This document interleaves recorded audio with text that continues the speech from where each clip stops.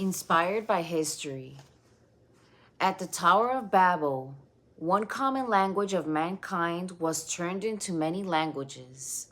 Because of their inability to communicate with each other, the people were forced to spread and fill the earth. Those who arrived in China could still remember the true history of the world, the creation, the Garden of Eden, the flood, and the Tower of Babel.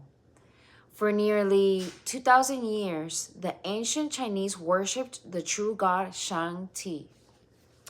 In the early days of this civilization, someone had to write down the new Chinese language. This unknown linguist settled upon a pictorial symbolism for their letters. For example, the inventor had to figure out how to write the word for boat. He chose 3 symbols for boat: the symbol for vessel, the symbol for 8, and the symbol for mouth. Mouth stands for a person even in our language. For example, we say family has 5 mouths to feed. So the symbol for boat was a vessel with 8 people. The inventor of the early Chinese language was obviously thinking about the most famous boat he knew, Noah's Ark, with 8 people on board. There are actually dozens of the original Chinese symbols which exactly correspond with events right out of Genesis chapters 1 through 11.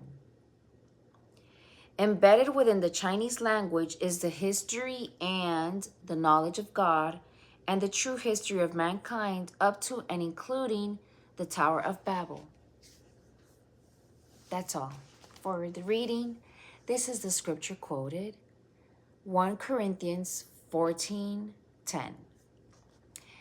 There are, it may be, so many kinds of voices in the world, and none of them is without signification.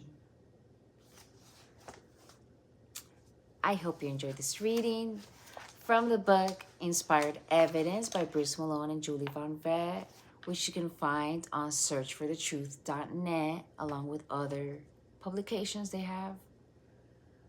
I will see you guys tomorrow, and I hope you have a blessed rest of your day. Bye, and have a great day.